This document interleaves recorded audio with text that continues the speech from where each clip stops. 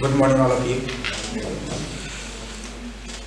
आज मेरे को बहुत खुशी हो रही है कि आप लोग को ट्रेनिंग करा रहे हैं। हालांकि मैं उस लायक नहीं हूँ जो कि आप लोग को ट्रेनिंग करा रहा हूँ, लेकिन प्रिंसिपल सर के आदेश हुआ कि आप ट्रेनिंग कराएं, तो मैं सबसे पहले प्रिंसिपल सर का शुक्रिया दिया जो उन्होंने मुझे इस लायक समझे। मेरा टॉपिक है इनपावरिंग योर टीम। कहने का मतलब कि कोई टीम है तो उसमें पावर कैसे हम डालें जो कि बेटर परफॉर्मेंस दे सके। बहुत सारे टीम्स होते हैं, मैं फिजिकल एजुकेशन में हूँ इसलिए स्पोर्ट्स पर ही बात करूँगा। जैसे मान लीजिए क्रिकेट, फुटबॉल वगैरह वगैरह बहुत सारी टीम्स हैं, तो उसमें कैसे मैं पावर दूँ जो कि बेटर परफॉर्मेंस कर सके। जैसे मान लीजिए athletics, athletics is the mother of all games. Athletic पूरे गेम क्या मान। अब ये कि एथलेटिक क्या है, what is athletic? Athletic is the track and field events. Athletic touch track and field. सारे गेम्स केवल फील्ड को टच करता है, फुटबॉल, क्रिकेट वगैरह वगैरह जितने भी हैं। लेकिन एथलेटिक एक ऐसा गेम्स है जो कि फील्ड, ट्रैक और फील्ड दोनों को टच करता है।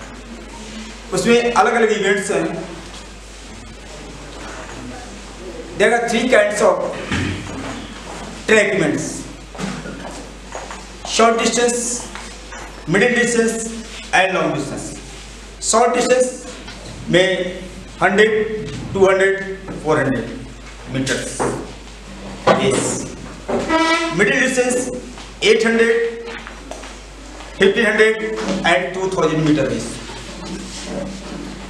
ये उसके बाद आइए 5000, 10,000, 10 किलोमीटर वॉकिंग। अब फील्ड में आइए। फील्ड में हो गया जंप। जंप में high jump, long jump, triple jump and pole vault, जिसको हिंदी में बोलते हैं बास्केटबॉल। थ्रो में आइए, shot put throw, discus throw, javelin throw and hammer throw.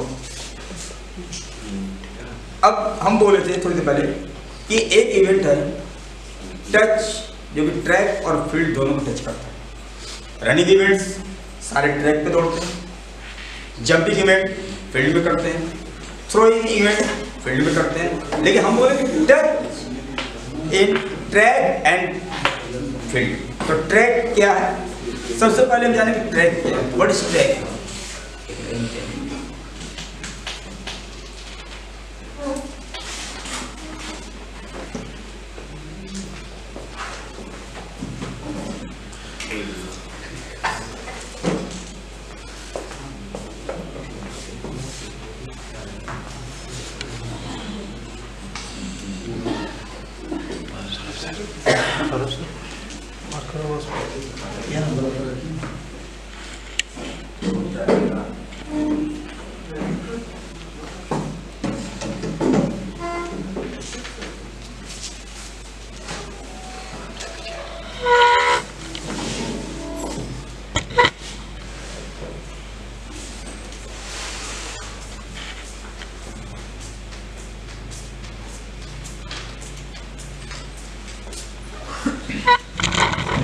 इसमें दो ही बना रहे हैं, जगह नहीं है। लेन नंबर 1 और लेन नंबर 2। अब ये जो भाग दिख रहा है ये बीच में, यहाँ पे ये हो गया है जंप।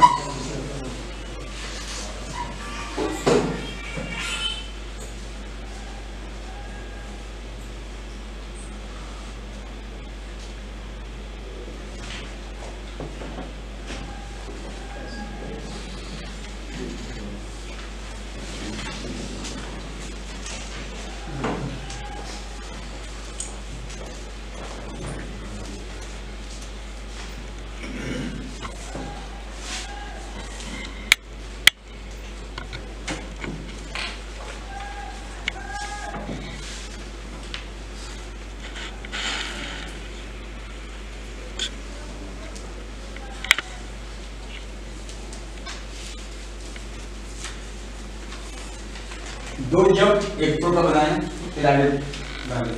तो इसमें जो भी खेलते हैं वो अपने आप को स्पोर्ट्समैन कहलाते हैं, लेकिन स्पोर्ट्समैन कहने से नहीं हो जाता, उसमें क्या क्या जानकारी आना चाहिए। जैसे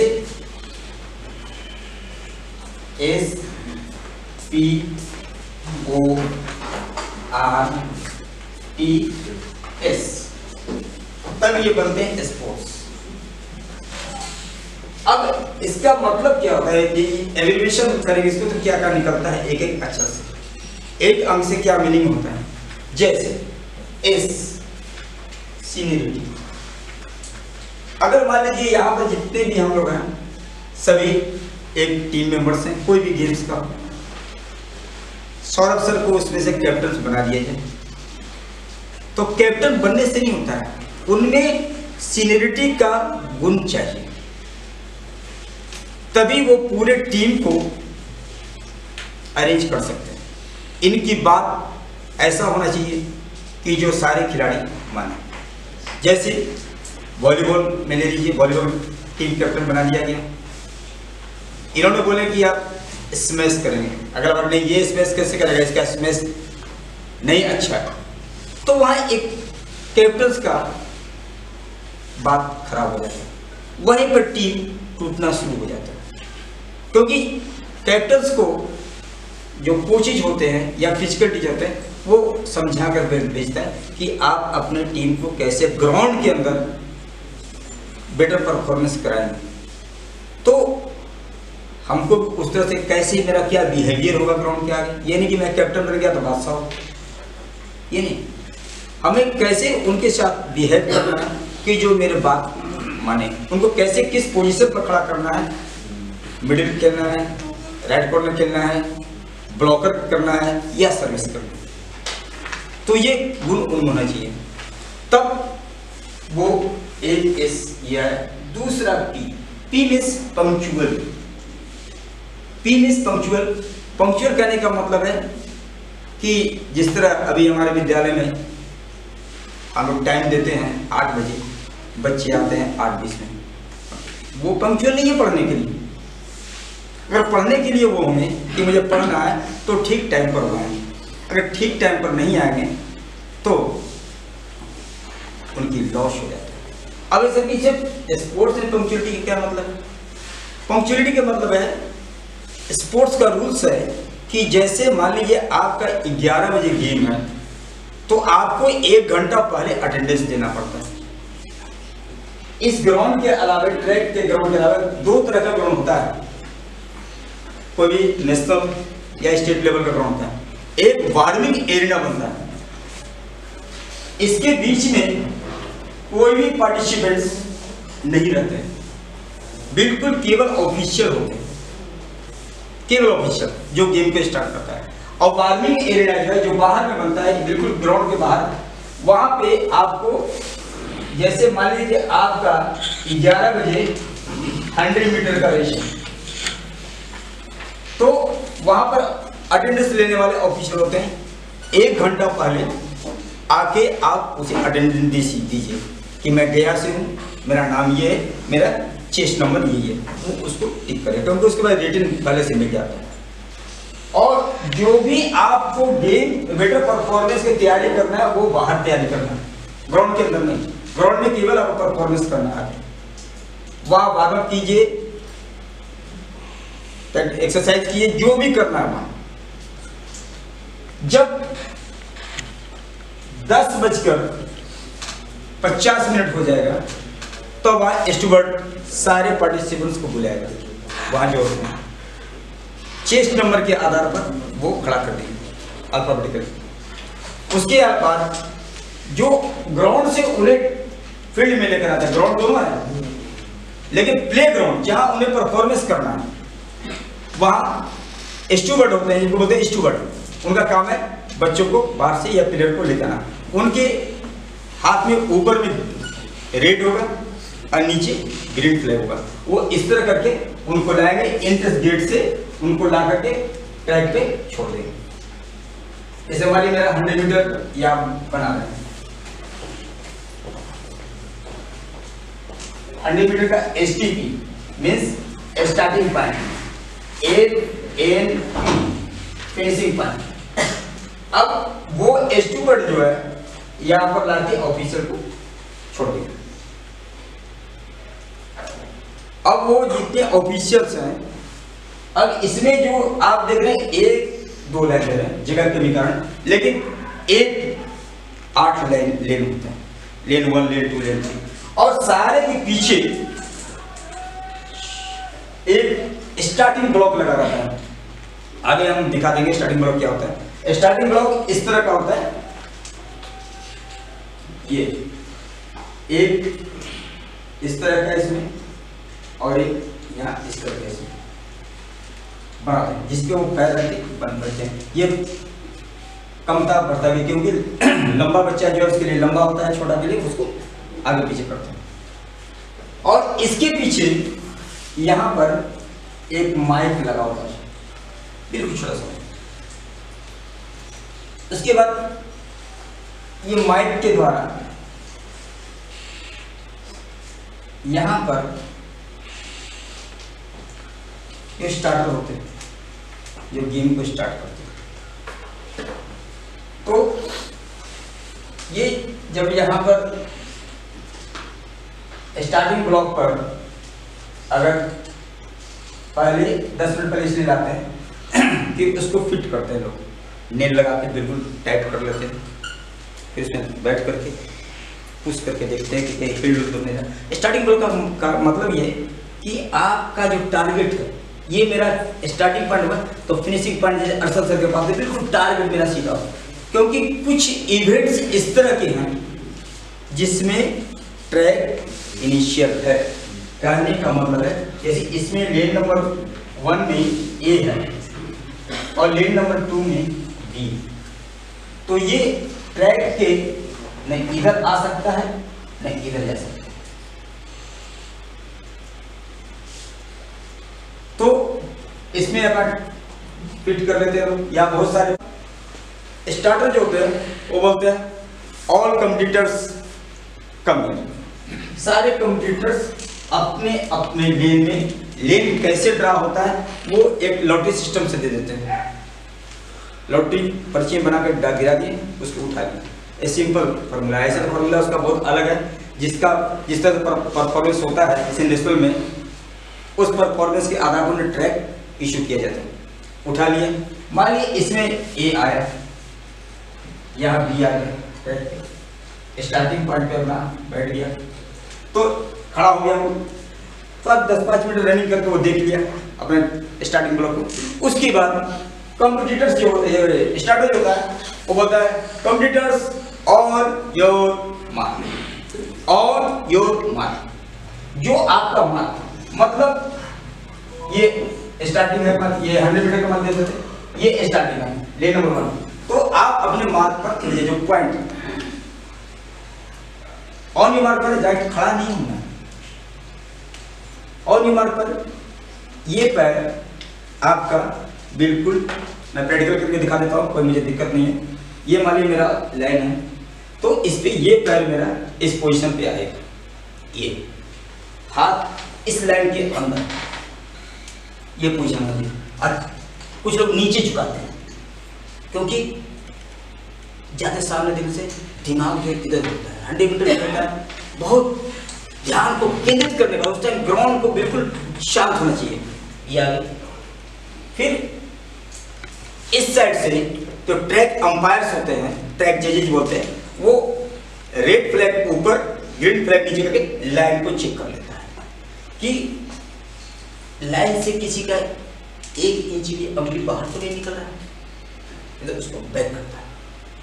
फिर उस साइड जाकर के अगर वो ग्रीन सिग्नल दे देगा ऊपर, तब वहां से स्टार्ट हो जाता है, बोलते हैं शेप, शेप पे उठा, सेट क्लिक किया।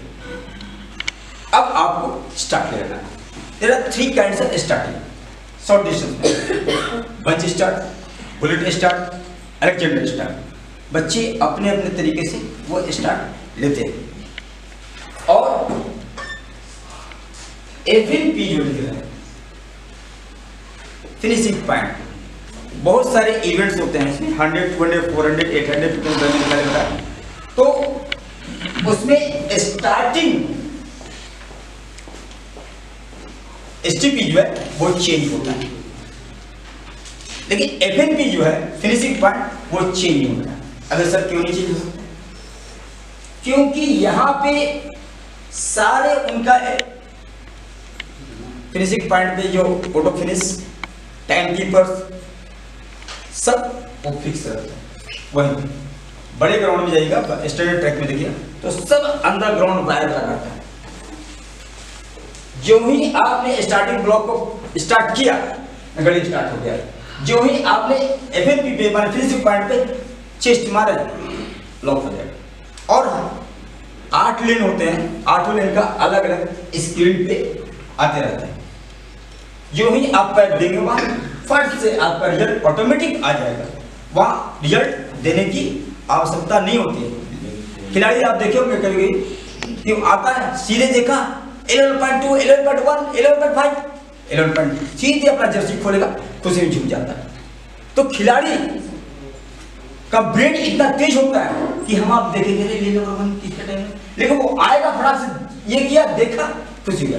रेफरी अंपायर को डिसीजन देने से पहले वो डिसीजन ले लेता है। अब एक ट्रैक इस तरफ अभी आगे दिखा दें कैसे बनता है।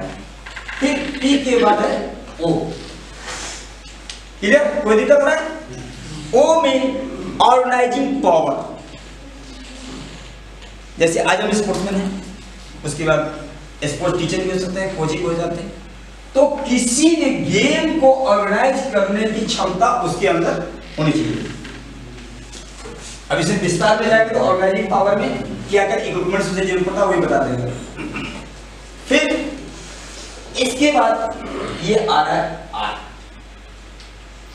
इंग्लिश वाले सर बोलेंगे कि ये आर का मतलब क्या होता है। स्पोर्ट्स में कुछ कुछ वर्ड्स होते हैं जिसका मीनिंग अलग निकलता है। आर का मतलब यहां पर है री इक्विपमेंट्स। इक्विपमेंट्स जो आपको दिया जा रहा है यूज करने के लिए, उसको री मतलब दोबारा आप उसे चेक कर लें। जैसे मानिए हमने शॉटपुट की बात लेते हैं, ये शॉटपुट, तो हर खिलाड़ी अलग अलग तरह का यूज करते हैं। अब इसका एक्यूरेसी वेट क्या होना चाहिए? जैसे हम जान रहे हैं कि अरशद सर इस बार चैंपियन करेंगे, 10 मीटर्स मारेंगे, मानिए हम ऑर्गेनाइजर कुछ नहीं करेंगे, 10 ग्राम बढ़ा देंगे वेट। आपने शॉटपुट देख लिया, शॉटपुट है, आपने जान रहे कि इसका 6 kg वेट, 5 kg वेट है, 4 kg वेट है, लेकिन वहां वेट क्या हो गया 6 kg 10 ग्राम। इसमें आपका परफॉर्मेंस डैमेज। इसीलिए कहता है री कि आप दोबारा जो ही शॉटपुटर होंगे वो अपने हाथ में लेंगे तो उनको ये आइडिया मिल जाएगा कि इसमें एक्यूरेसी है या नहीं है, क्योंकि वो पर डे इसका प्रैक्टिस कर रहा है। तो कहेंगे भी चीट करने के लिए, जिस तरह से पहले क्रिकेट में भी बहुत ज्यादा चीट होता था।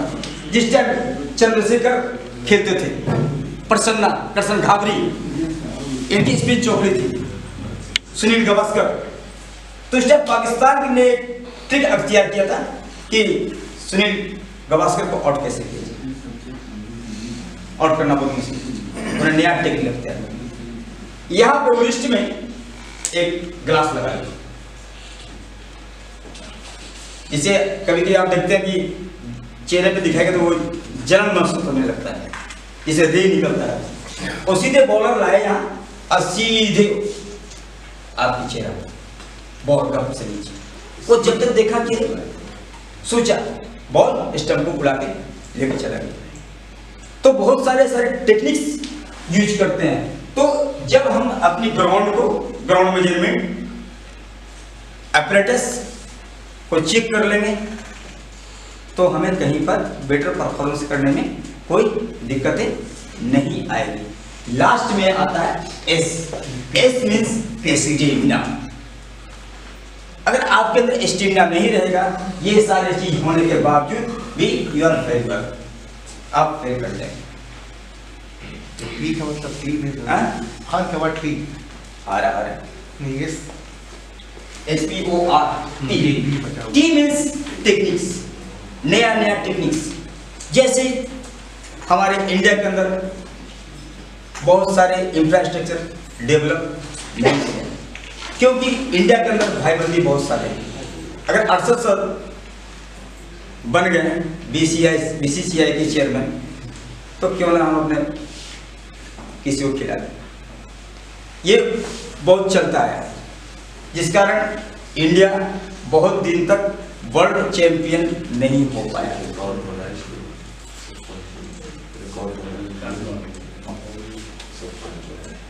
तो गवर्नमेंट पे किसी पे उसके एजेंट नहीं तो तो टी मीन्स यहाँ पर है लास्ट में कौन सा टेक्निक हम अख्तियार करें जिससे मुझे बेटर परफॉर्मेंस आए। जैसे शॉटपुट की बात लेते हैं। ये शॉटपुट इसको 3 तरीके से थ्रो किया जाता है। आवाज आपकी तेज है। 3 तरह से थ्रो किया जाता है। पहले वाला डिस्को पट, दूसरा सिंपल और तीसरा पैरोग्राफ। अब कुछ लोग शॉटपुट का टेक्निक जानते ही हैं इसलिए वो डिस्क्वालीफाई है। शॉटपुट का डिस्को पट होगा। तीनों हर खिलाड़ी अपना अपना यूज करते हैं, वो अपने बॉडी के फंक्शन। कुछ लोग सिंपल लाते हैं, ये लिए डाले छोड़ दिए, बट कुछ लोग यहाँ से लिए डाले। बट रूल्स कहता है कि आपको यहाँ कॉलर बोन के पास शॉटपुट रखना ही रखना है। अगर आप यहाँ पर नहीं रखें तो वो थ्रो नहीं माना जाएगा। इसलिए बहुत सारे लोग टेक्निक्स भी यूज करते हैं, अलग अलग कोचेज का ट्रेनिंग अलग अलग होता है। फिर वहां पर देखा जाता है ईयर। इसे मान लीजिए हम पूरब से पश्चिम की तरफ थ्रो कर रहे हैं, मान लीजिए इस एंगल से, तो ईयर क्या बता रहा है? पूरब से ईयर तो पश्चिम की तरफ हवा नहीं बनेगी, तो वहां थ्रो पे असर पड़ेगा, डिस्टेंस कम चाहिए।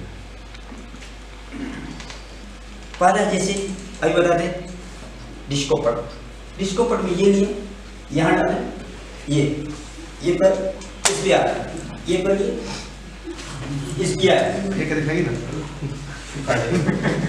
ये पर या ये झुके, ये खींचे, फिर ये बढ़िया ये थ्रो। अब थ्रो जो करना है ये जो देख इस मार्कर क्या है हमारा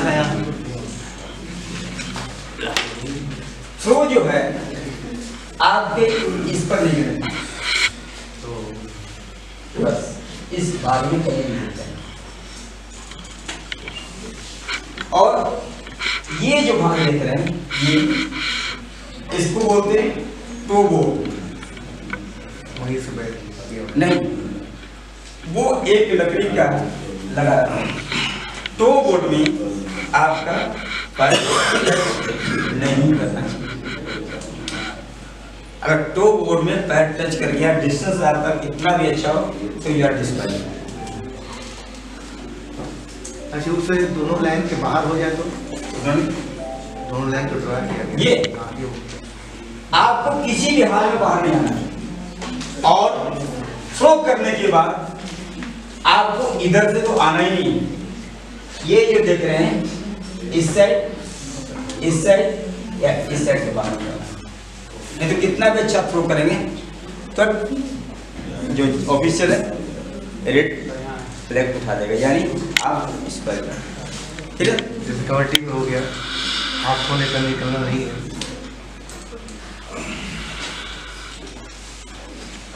तो टेक्निक्स अलग अलग टेक्निक अख्तियार करते हैं। अब हम बोले थे पढ़ते पहले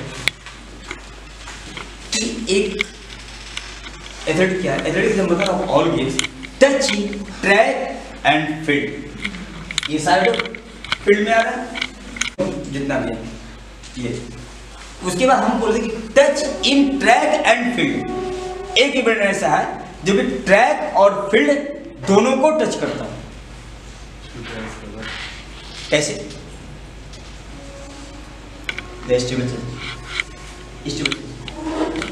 या ट्रैक पहले ट्रैक बना,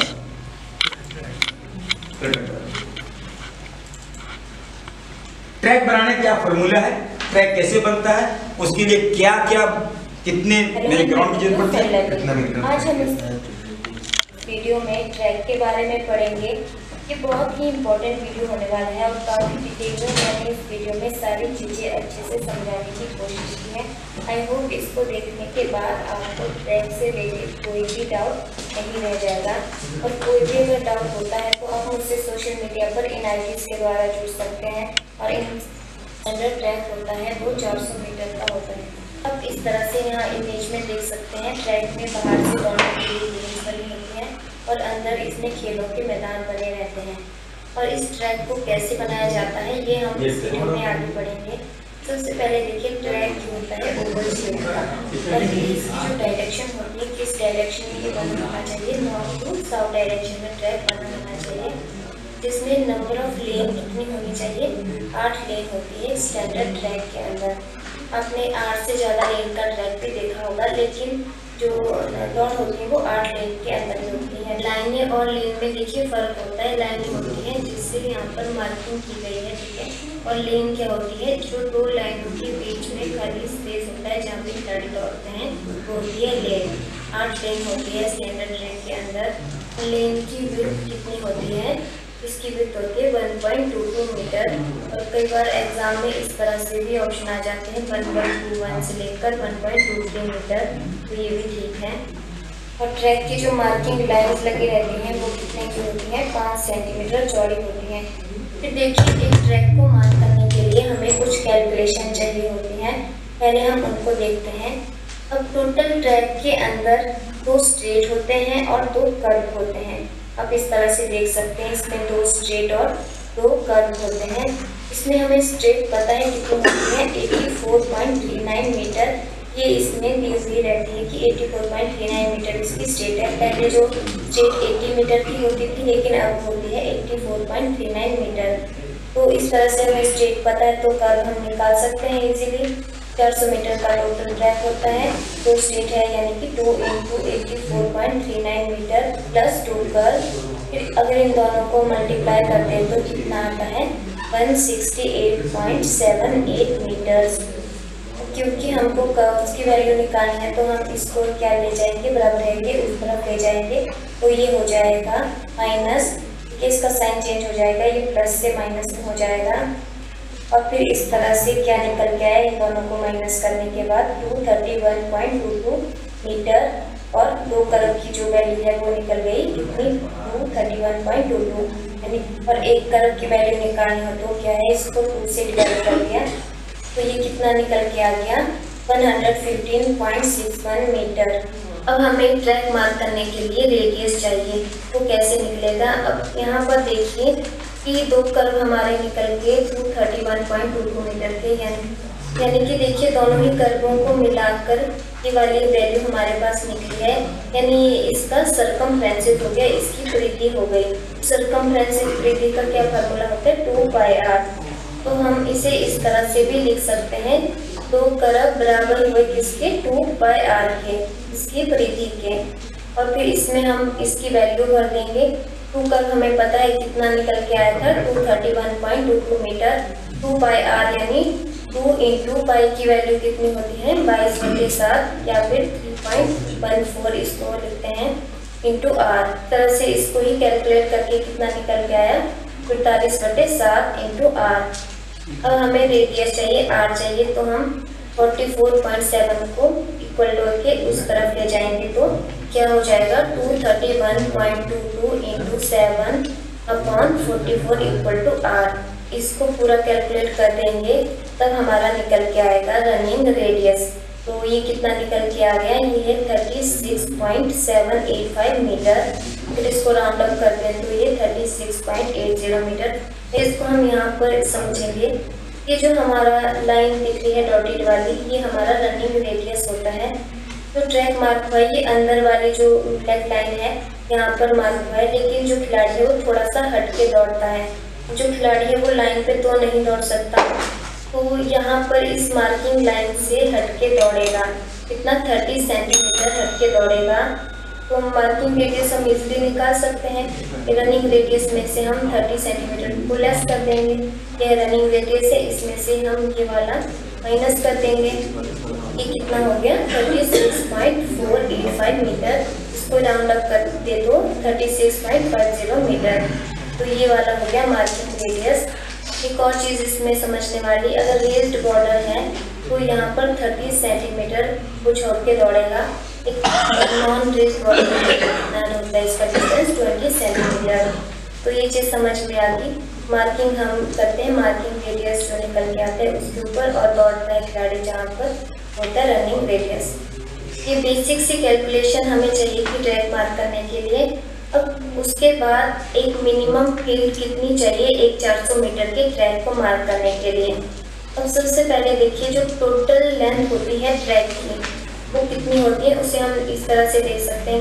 इसमें देखिए एक तो स्ट्रेट हो गई यहाँ से यहाँ तक, और फिर क्या हो गया रेडियस, एक रेडियस यहाँ से यहाँ तक, दूसरा यहाँ से यहाँ तक। तो कितना हो गया 2r, ये आप देख सकते हैं। इसलिए हम 2r प्लस करते हैं इसमें प्लस, फिर उसके बाद कितनी 8 लेन्स है इसकी। इन 8 लेन्स की विड्थ कितनी होती है 1.22 मीटर। तो 8 इंटू 1.22 मीटर, तो इसका डिस्टेंस भी निकल जाएगा। और ये दोनों ही तरफ में है तो यहाँ पर 2 से इस पूरे को मल्टीप्लाई कर देंगे। ये स्ट्रेट कितनी है 84.39 मीटर प्लस 2, और r की वैल्यू हम पता है 36.50 मीटर प्लस 2 इंटू इन दोनों को मल्टीप्लाई करके आया 9.76 मीटर।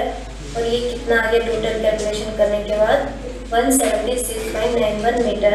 यानी टोटल लेंथ कितनी होती है ट्रैक की 176.91 मीटर। और उस तरह से विड्थ कितनी होती है ट्रैक की। अब इसमें भी देखिए क्या हो गया 2r यानी 2 रेडियस, यहाँ से यहाँ तक और यहाँ से यहाँ तक। तो कितना हो गया 2 इंटू r की वैल्यू हमें पता है 36.50 मीटर। फिर वही दोबारा से इसमें कितनी 8 लेन है 1.22 मीटर की दोनों ही तरफ में। तो वही चीज़ आ गई फिर से यहाँ पर 8 लेन है 1.22 मीटर की दोनों तरफ में। कितना आ गया टोटल 92.52 मीटर। इसकी टोटल विड्थ कितनी है ट्रैक की 92.52 मीटर। उसके अलावा जहाँ पर सेरेमोनियल फ्लैग लगा रहता है, जहाँ पे वीआईपी गेस्ट जो बैठे होते हैं, चीफ गेस्ट बैठे होते हैं, उस तरफ तो हम कितना छोड़ के बनाते हैं ट्रैक 15 मीटर का गैप होना चाहिए। और उसकी दूसरी तरफ 10 मीटर का गैप, और दोनों ही तरफ को इस तरफ को 5-5 मीटर का गैप रहना चाहिए। तो इन सब को टोटल मिलाकर हमारी जो फील्ड होनी चाहिए कितनी होनी चाहिए 186.91 मीटर की, और उसकी विड्थ होनी चाहिए 117.52 मीटर। इतना हमारे पास ग्राउंड होना चाहिए ट्रैक बनाने के लिए। इतनी 400 मीटर के स्टैंडर्ड ट्रैक के लिए हैं। अगर आपके पास जगह कम है, ग्राउंड छोटा है, तो 200 मीटर का ट्रैक भी बना सकते हैं। और सभी चीज़ें हमने कैलकुलेट कर ली, सब चीज़ें निकल के आ गई। अब हम देखते हैं कि ट्रैक को कैसे मार्क किया जाता है, how to mark a track. अब ट्रैक को मार्क करने के लिए देखिए हम सबसे पहले हमने फील्ड देख ली, डायरेक्शन उसकी देख ली, नॉर्थ साउथ में बनना चाहिए। तो सबसे पहले ग्राउंड का हम सेंटर पॉइंट निकालेंगे एक। तो इस तरह से हम डायगोनली मार्क कर देंगे और उसका सेंटर पॉइंट निकल जाएगा ग्राउंड का। और इस सेंटर पॉइंट से हम 10 मीटर इस तरफ को एक आर्क मार्क कर देंगे, और 10 मीटर हम इस तरह को, और इस तरह से फिर यहाँ से लेकर हम एक आर्क और मार्क कर देंगे। इस तरह से फिर इस वाले पॉइंट से हम यहाँ पर आर्क मार्क कर देंगे, और इसी तरह से ही हम दूसरी तरफ भी कर लेंगे। तो ये हमारे पास एक स्ट्रेट लाइन आ गई। और हम इस स्ट्रेट को कितना मार्क कर देंगे 84.39 मीटर, यानी सेंटर पॉइंट से 42.195 इस तरफ को, और सेंटर पॉइंट से 42.195 मीटर इस तरफ को मार्क कर देंगे। तो इस तरह से ये हमारी स्ट्रेट निकल के आ गई पूरी 84.39 मीटर की। अब हमें इस तरफ को भी सीधी लाइनें चाहिए दोनों तरफ में। अब इसके लिए हमारे पास 2 तरीके हैं। अगर हमें डायगोनल पता है तो हम डायरेक्टली इसको मार्क कर लेंगे, या तो हम इसको 3, 4, 5 के फार्मूले से करेंगे। तो सबसे पहले डायगोनल से देखते हैं। 400 मीटर के ट्रैक के लिए डायगोनल डिस्टेंस होता है 91.945 मीटर। तो हम क्या करेंगे, देखिए पॉइंट ए से हम रस्सी खींच के एक आर्क लगा देंगे, 91.95 मीटर की एक आर्क लगा देंगे और फिर रस्सी को पॉइंट बी पे रख के एक और आर्क यहाँ पर खींच लेंगे, कितने की होगी 30.50 मीटर की, क्योंकि ये हमारा कितना था रेडियस निकल के आया था। और इस तरह से दूसरी तरफ भी हम आर्क लगा देंगे। पहले हम पॉइंट बी पे यहाँ पर रस्सी रख के 91.94 मीटर की एक आर्क लगा देंगे और फिर दूसरा फिर से बिल्कुल ऐसा ही हम यहाँ पर आर्क लगा देंगे। उसी तरीके से ग्राउंड के दूसरी तरफ भी हम कर लेंगे। तो इस तरह से हमारी 2 सीधी लाइनें यहाँ पर आ गई।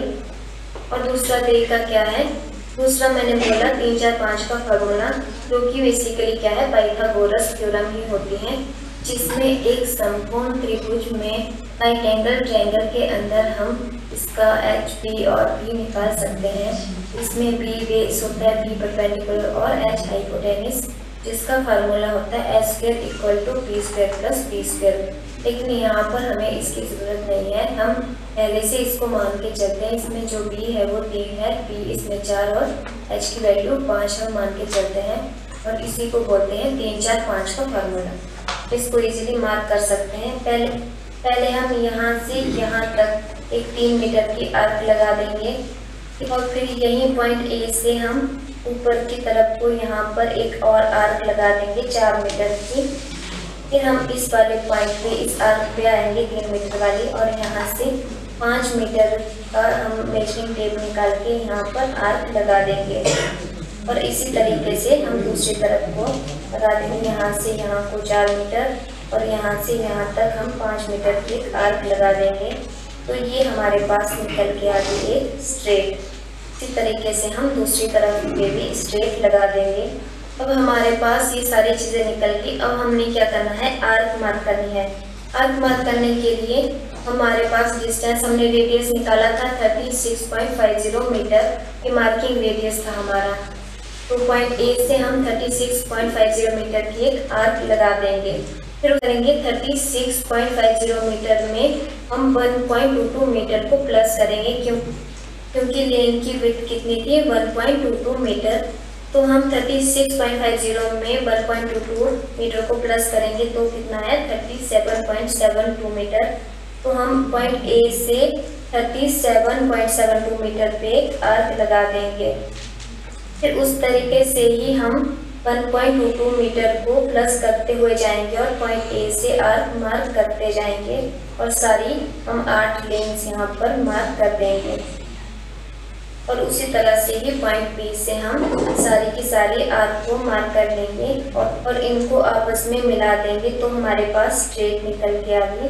सारी की सारी हम इस तरह से इनको मिला देंगे। तो इस तरह से ये हमारा बेसिक ट्रैक बन जाता है। अब हमने इसके ऊपर रेसेस के स्टार्ट मार्क करने हैं, कहाँ स्टार्ट होते हैं, कहाँ फिनिश टाइम होती है। उन सब चीज़ों को हम अगली वीडियो में पढ़ेंगे। अगली वीडियो में हम रेसेस के स्टार्ट मार्क करने के साथ साथ स्टैगर और भी बहुत सारी इंपॉर्टेंट चीज़ें करने वाले हैं। आई होप आपको यहाँ तक वीडियो अच्छे से समझ में आ गया होगा। अगर आपको वीडियो ट्रैक्स के बारे में शायद क्लियर हो गया होगा। बहुत अच्छे से ट्रैक्स कैसे बनते हैं इसको पूरा मैप बना दिया हम लोग जुमानी कंठस्थ याद कर लिए हैं कि कहाँ से ग्राउंड कैसे क्या होता है हम निकाल लेते हैं। लेकिन इसके बाद ये सिंपल ट्रैक के बारे में बतला दिया गया। लेकिन जो लेन नंबर 1 में दौड़ रहा है और ये मेरा लेन नंबर 2 और लेन नंबर 2 और लेन नंबर 1 में जो गैप होता है वो 1.22 मीटर का होता है। तो जो खिलाड़ी लेन नंबर 1 में दौड़ेगा और जो खिलाड़ी लेन नंबर 2 में दौड़ेगा तो डिफरेंट डिस्टेंस में डिफरेंट पड़ जाएगा, बिल्कुल पड़ना। तो उसके लिए सर मैथमेटिक्स के टीचर मौजूद हैं हमारे, उतना जानकार नहीं है मैथमेटिक्स में, अगर 2πr का फॉर्मूला हम लगा देंगे तो मेरा डिस्टेंस, इससे ये डिस्टेंस कितना अधिक हो रहा है, माने ट्रैक नंबर 1 से ट्रैक नंबर 2 का डिस्टेंस कितना अधिक हो रहा है, तो उसको हम लोग बोलते हैं स्ट्रैगर देना बोलते हैं। तो मान लीजिए ये 0 है, इससे इसका डिस्टेंस 1.5 डिस्टेंस ज़्यादा आ रहा है, क्योंकि ये कर्व जो इसका है, इसका कर्व है, कर्व रेडियस बढ़ेगा ही। ट्रैक नंबर 1 से ट्रैक 2 में रेडियस बढ़ जाएगा। तो उसको हम मेजरमेंट 2πr के मेथड से देख लेते हैं। तो जितना ये बढ़ा, मान लीजिए 1 मीटर बढ़ रहा है, तो इसका स्टार्टिंग पॉइंट हम यहाँ से 1 मीटर आगे ले जाएंगे, इक्वल आगे। उसी तरीके से करते चले जाएंगे। तो करते चले जाएंगे तो जो ट्रैक के बारे में जिसको जानकारी नहीं है या के बारे में, तो करते करते करते करते यहाँ आ जाएगा, 8वां लेन जो होगा वो मेरा यहाँ आ जाएगा। सपोज ग्राफ लगना, तो लोग कहेंगे 68 सर तो आधा ग्राउंड पहले से खड़ा है स्टार्टिंग पॉइंट में, वो फर्स्ट नहीं करे तो कौन करेगा। लेकिन वो डिस्टेंस को इक्वल करने के लिए वो किया गया, क्योंकि फिनिशिंग पॉइंट आपका फिक्स है, उसमें आप घटा बढ़ा नहीं सकते हैं। तो स्टार्टिंग पॉइंट पर घटाया बढ़ाएंगे, तो जो लोग देखेगा कहेगा अरे ये तो बहुत आगे खड़ा हुआ है, वो आगे नहीं खड़ा हुआ है। उसका डिस्टेंस जो मानिए लेन नंबर ट्रैक नंबर 8 जो हो गया, तो अगर 1 मीटर हम बढ़ रहा है यहाँ से सब हो जाए, तो कितना 8 मीटर बढ़ जाएगा उसका, तो 8 मीटर उसे अधिक दौड़ना पड़ेगा। तो उसके इक्वल करने के लिए 8 मीटर तो आगे करेंगे तो डिस्टेंस इक्वल हो जाएगा। और लेन नंबर ट्रैक नंबर 2 के देखिएगा वो सबसे पीछे होता है, ग्राउंड देखिएगा पीछे होता है। वो दूरी को इक्वल करने का वो एक फॉर्मूला है, क्लियर। फिर अभी हम बता रहे थे कि एक इवेंट इसमें था touch in track and field, तो वो इवेंट्स है। अभी ये इवेंट पर नहीं आ रहा है, उसको क्लियर कर देना। ये 3000 मीटर STC, इसको बोलते हैं स्टेबल चेंज, स्टेबल चेंज। ये क्या है, देखिए ये मेरा ट्रैक है ना। अब ट्रैक के बाहर ये बना है, ये क्या होता है, पूरे ट्रैक में इस तरह का एक हैंडल होता है जिसको डाल दिया जाता है, जिसे डालेंगे, ये डालें, ये डालें। अब इसमें क्या है, वो हैंडल से अलग होता है, वो हर एक ट्रैक के अलग अलग होता है जो ऊपर रखा हुआ है। लेकिन ये है कि पूरा ऑटो ट्रैक को बिल्कुल ब्लॉक करेगा, बिल्कुल ब्लॉक कर देगा हैंडल से। अब उसमें क्या है, 3000 मीटर हम दौड़ रहे हैं, तो कितना चक्कर लगाएंगे,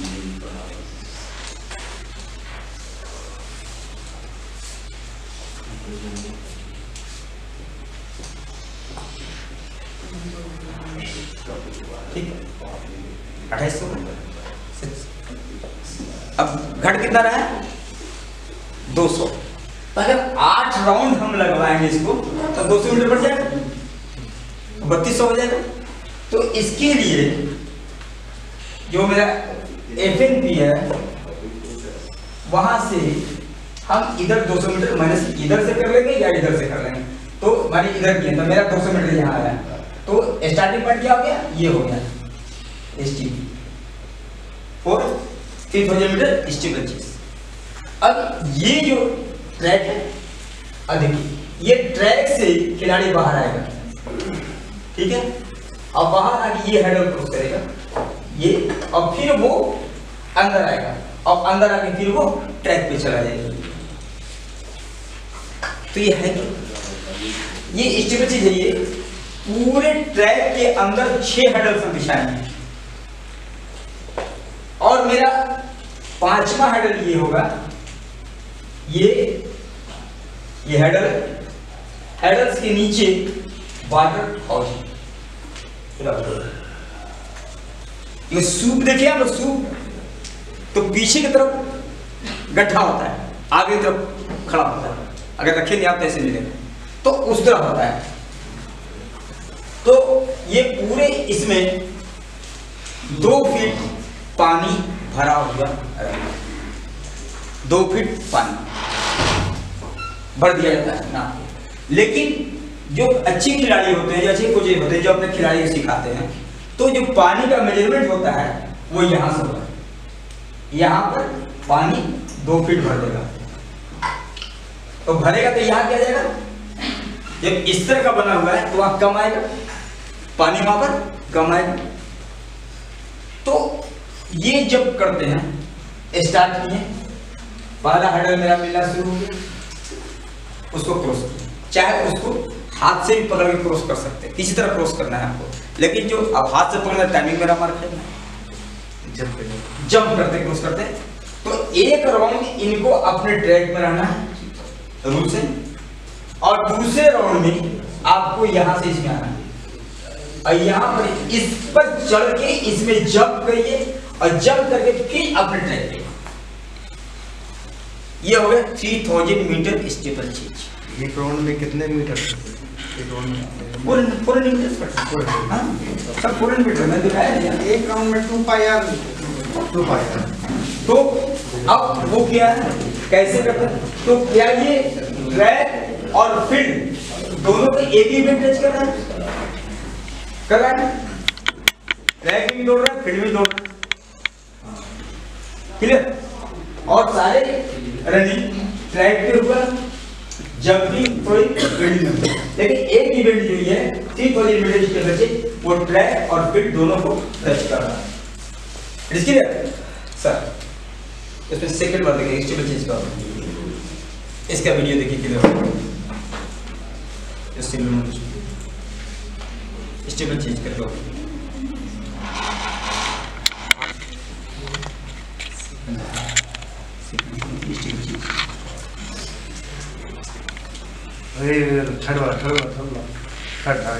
थर्ड लीजिए, थर्ड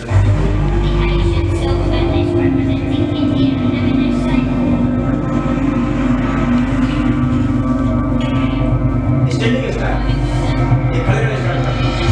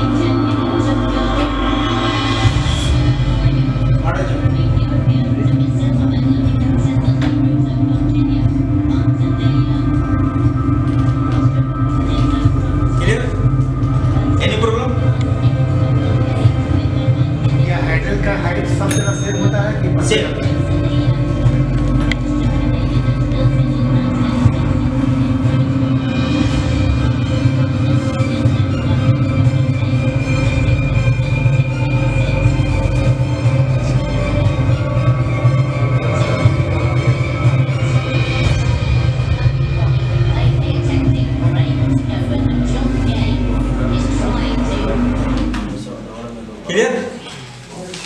इसके बाद ये इंडिविजुअल गेम्स भी है और अभी आपने कहा है कि एक टीम को आप पावरफुल कैसे बनाएं, टीम। तो इसमें बहुत सारे इवेंट हैं, 100, 200, 400 या थ्रो जंप जितने हैं सभी इंडिविजुअल इवेंट्स हैं, लेकिन टीम गेम जो वो है रिले। अब रिले में बहुत सारे टेक्निक्स को यूज किया जाता है।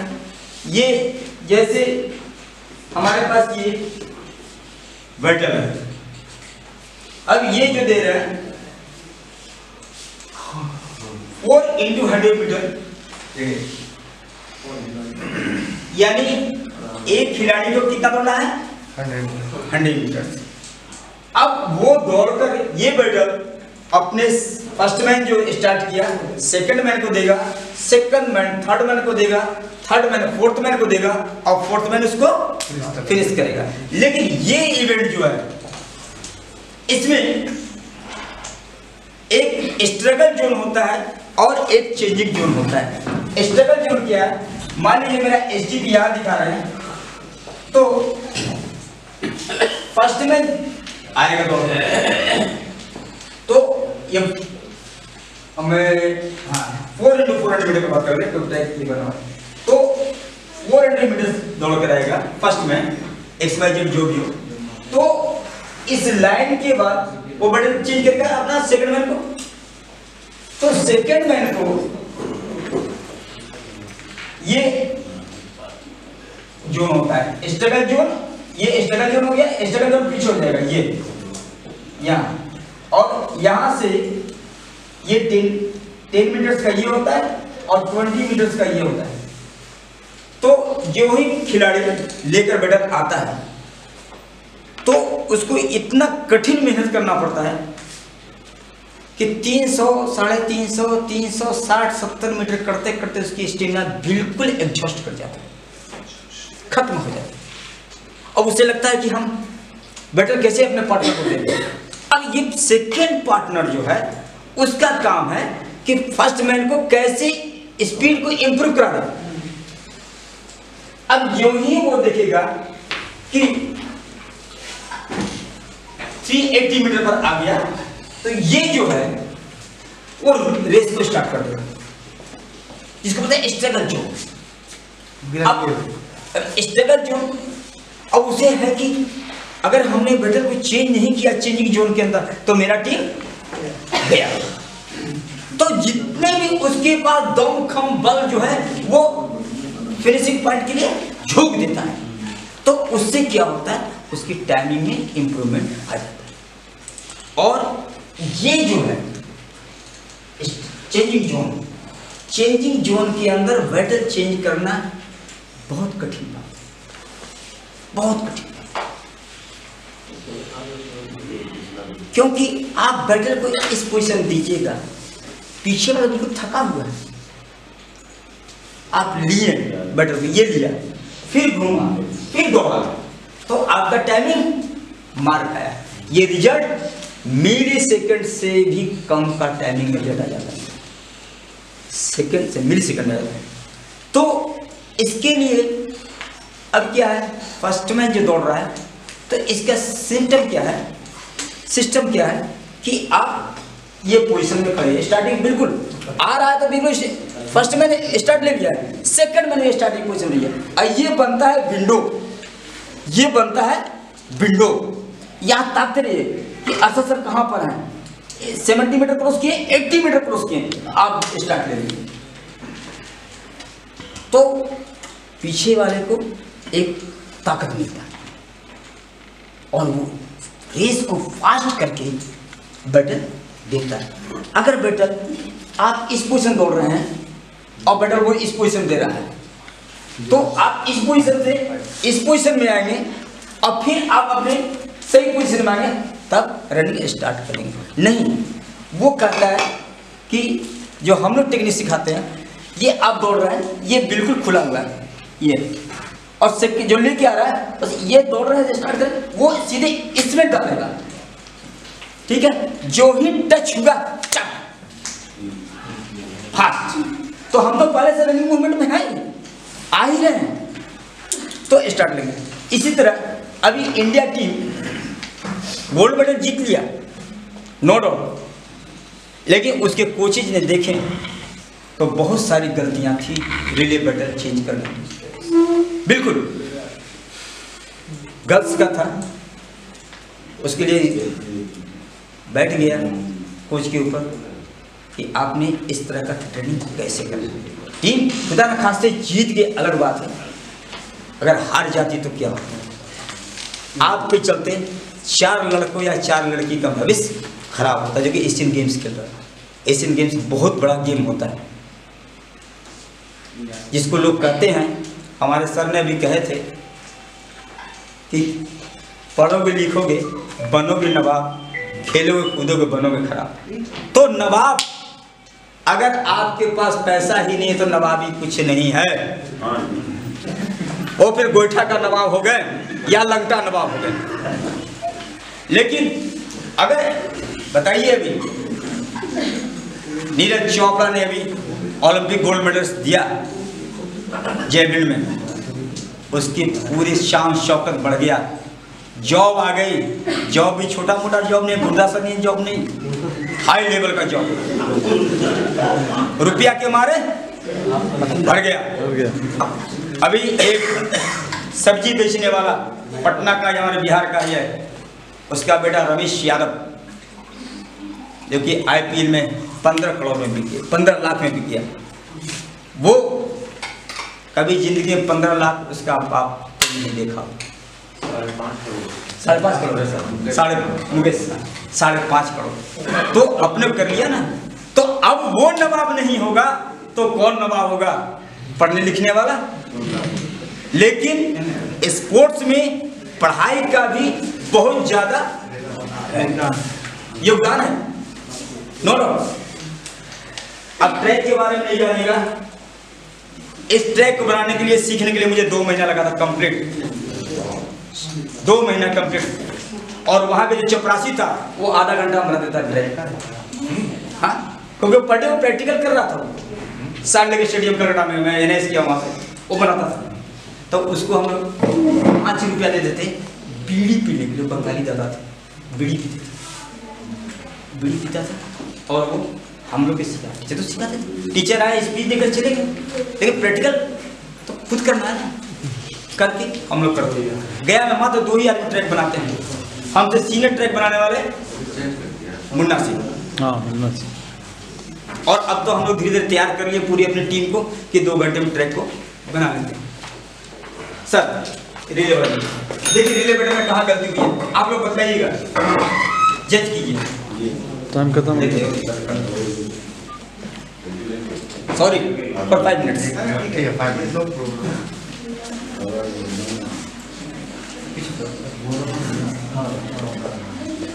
Team building activity number 1।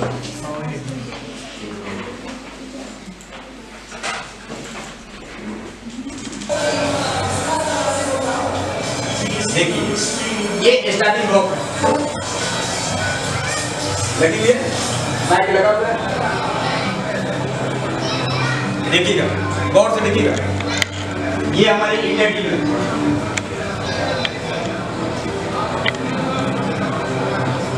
ये इंडियन टीम है, 3 लड़की 1 लड़की और आएगी।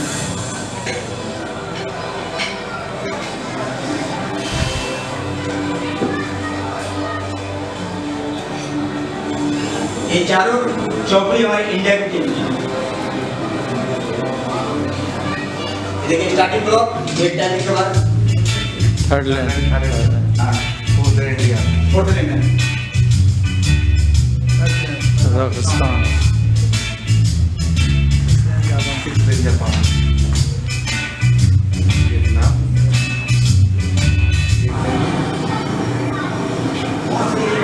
बताइए कहाँ पे गलती किया है?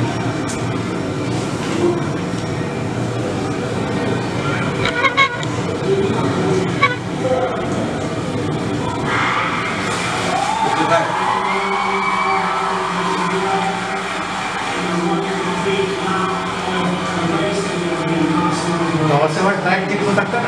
एक राउंड बाद, फर्स्ट मैंने अपने ट्रैक पे चलना।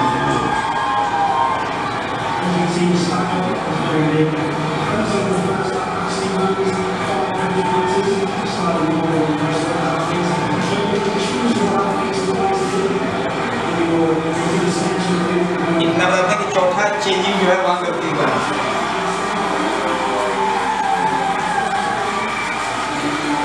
ये फर्स्ट में है, सॉरी 2 में।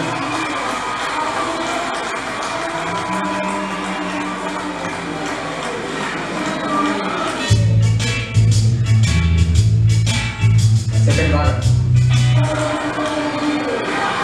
आगे आइए आगे, लेकिन बेटर चेंज स्लो होता है। लास्ट में तो बहुत ही स्लो बेटर चेंज हुआ है।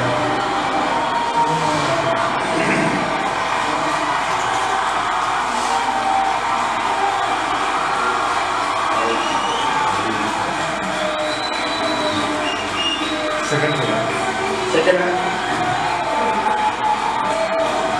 लेकिन जो फिनिश किया है वो अपने दम पे इंडिया टीम जीता है।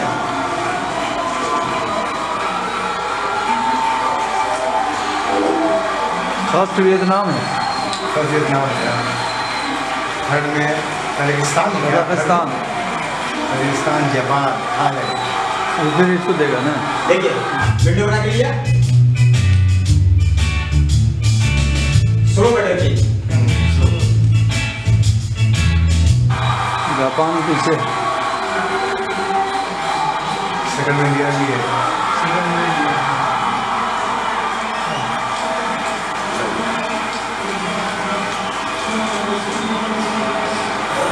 फर्स्ट हो जाएगा।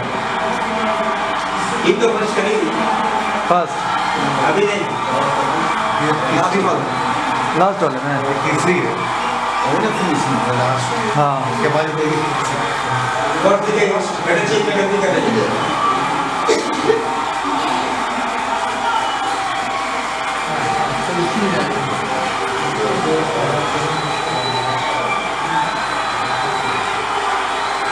ये लास्ट है, ये लास्ट है। देखो गलती कर, देखिए ये छूटा, फिर लिया, मिली सेकंड में गलती हुआ। देखिए बार बार दे दी। डीप नहीं है, डीप नहीं है। तब ये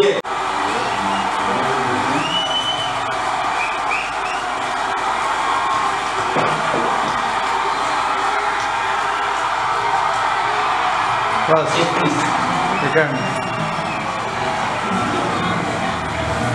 जापान है लगता है। सेकंड जापान है। नहीं तीसरा इसके लिए थैंक यू। खैर अभी इस पे भी चर्चा करते या सीखते हैं, तो अभी मात्र 10